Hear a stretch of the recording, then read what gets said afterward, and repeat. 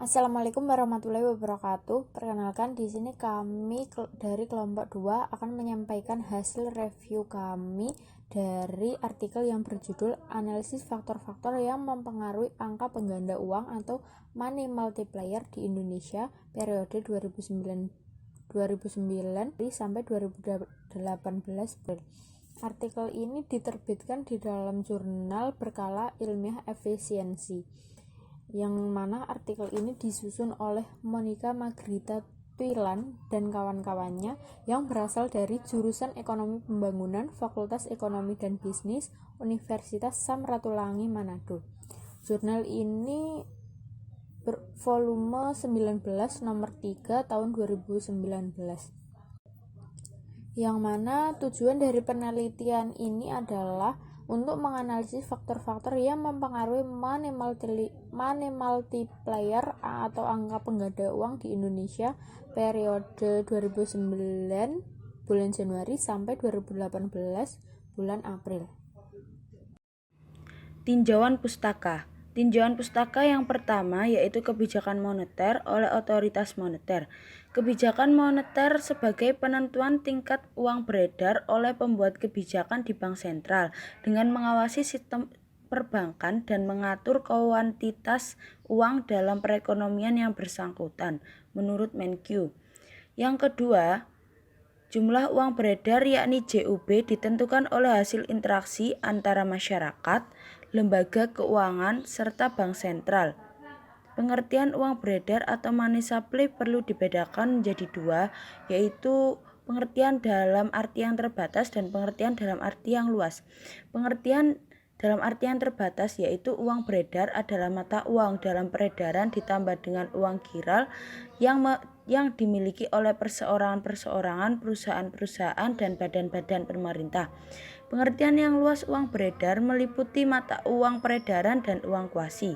Yang ketiga yaitu mekanisme penciptaan uang. Terdapat 3 pelaku utama, yaitu otoritas moneter, bank umum, dan masyarakat atau sektor swasta domestik. Menurut Roswitha, otoritas moneter merupakan supplier uang primer dalam masyarakat. Penawaran uang atau jumlah uang yang beredar dalam perekonomian modern merupakan hasil neto dari perilaku pemerintah, dalam hal ini bank sentral, bank-bank umum, dan masyarakat. Namun dari ketiga golongan ini, bank sentral mempunyai pengaruh yang lebih besar terhadap jumlah uang yang beredar karena bank sentral yang menjadi pemegang monopoli penciptaan uang kartal. Yang keempat yaitu uang primer atau uang inti yakni base money. Oleh otoritas moneter yakni bank sentral mempunyai wewenang untuk mengeluarkan dan mengedarkan uang kartal yang terdiri dari uang kertas dan uang logam. Pada praktik, bank sentral juga menerima simpanan giro pada bank umum. Uang kartal dan simpanan giro bank umum di bank sentral selanjutnya disebut sebagai uang primer atau uang inti karena jenis uang ini merupakan inti atau biang dalam proses penciptaan uang beredar, yaitu uang kartal, uang giral, dan uang kuasi.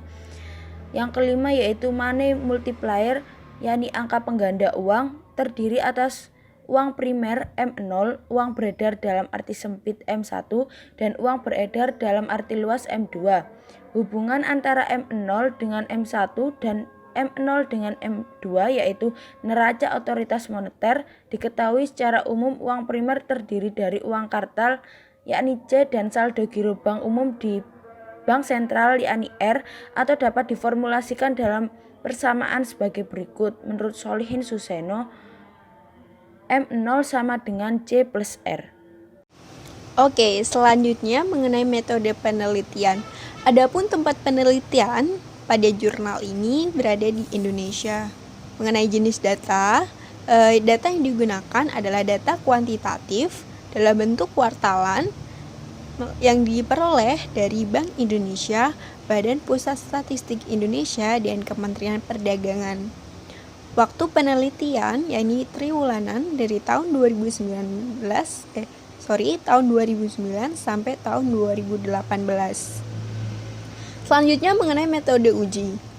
Metode uji yang digunakan oleh peneliti yakni Error Correction Model atau ECM, yang dengan menggunakan bantuan dari aplikasi statistik Evius 8.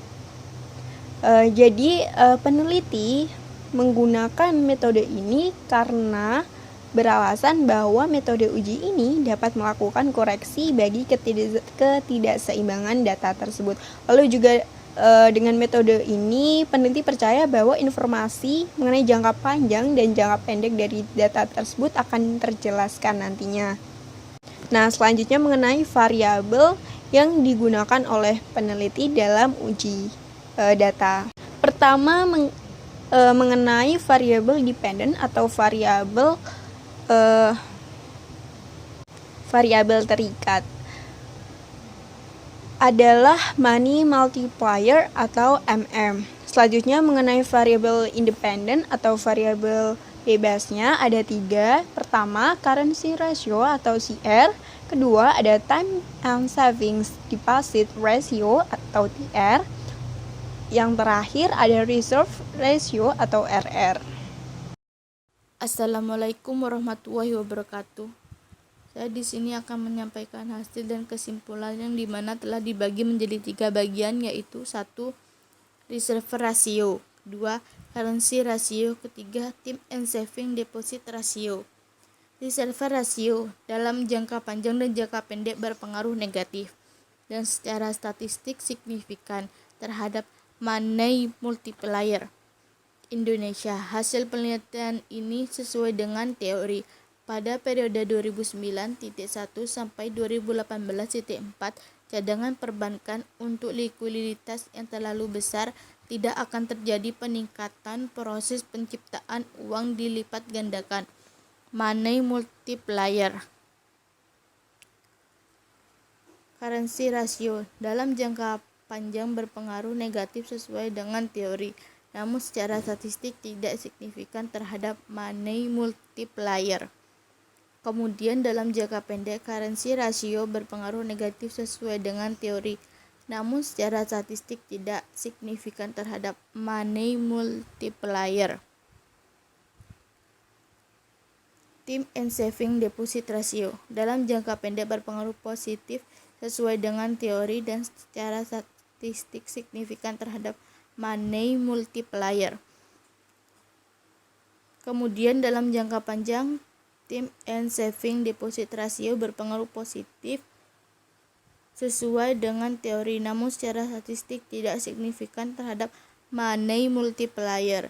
Pertumbuhan uang beredar dalam arti luas atau likuiditas perekonomian terus meningkat membuat komponen uang kuasi, buka kurung, tabungan, dan deposit berjangka meningkat, likuiditas perbankan teratasi, dan penyaluran pinjaman meningkat.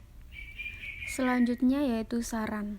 Yang pertama, sebaiknya masyarakat tidak menggunakan seluruh uang tunai untuk berkonsumsi besar-besaran dan perlu menggunakan produk jasa keuangan seperti kredit card, debit card, dan e-money sebagai perluasan uang giral dan transmisi sasaran operasional. Yang kedua, memperbesar pengelolaan cadangan perbankan di bank sentral dalam hal menciptakan uang giral atau rekening giro, atau penyaluran pinjaman kepada masyarakat maupun tabungan dan deposito berjangka. Yang ketiga, bank sentral dalam kebijakan moneternya memerlukan sasaran yang bersifat operasional agar proses transmisi dapat berjalan baik dan sesuai dengan rencana. Salah satu pilihan sasaran operasionalnya adalah uang primer. Oke guys, di sini kelompok kami telah mereview sebuah jurnal di mana jurnal ini membahas tentang faktor apa saja yang telah mempengaruhi angka pengganda uang di Indonesia. Nah, sangat sesuai kan dengan pembahasan materi pada hari ini? Kenapa menurut preview jurnal ini sangatlah menarik untuk dikulik? Karena menurut preview sendiri sangat tertarik dengan hasil dari penelitian ini yang menyatakan bahwa semua variabel yang disertakan dalam model, yakni variabel independen, memberikan pengaruh atau hubungan terhadap variabel dependen yang sesuai dengan pemaparan teori-teori yang sebelumnya. Nah, adapun hal tersebut adalah reserve ratio dalam jangka panjang dan jangka pendek berpengaruh negatif. Currency ratio dalam jangka panjang dan jangka pendek berpengaruh negatif. Time and savings deposit ratio dalam jangka pendek berpengaruh positif dan kemudian dalam jangka panjang berpengaruh positif yang sesuai juga dengan teori.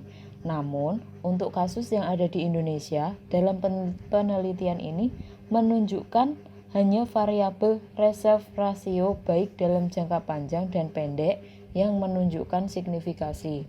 Hal ini menunjukkan bahwa cadangan perbankan untuk likuiditas yang terlalu besar tidak akan terjadi peningkatan proses penciptaan uang untuk dilipat gandakan atau money multiplier karena memiliki hubungan yang negatif, sehingga dapat dijadikan sebagai alternatif kebijakan bank sentral dalam menerapkan reservation ratio policy. Nah, teman-teman, itu tadi pemaparan presentasi dari kelompok kami tentang review jurnal faktor yang mempengaruhi angka pengganda uang atau money multiplier yang ada di Indonesia. Dari kelompok kami sekian, apabila ada salah maupun kurang lebih dan maupun ada tindakan yang tidak disengaja, kami sekelompok mohon maaf yang sebesar-besarnya. Wallahu muwaffiq ila aqwamit thoriq. Wassalamualaikum warahmatullahi wabarakatuh. Dan untuk sesi tanya jawab kami persilahkan.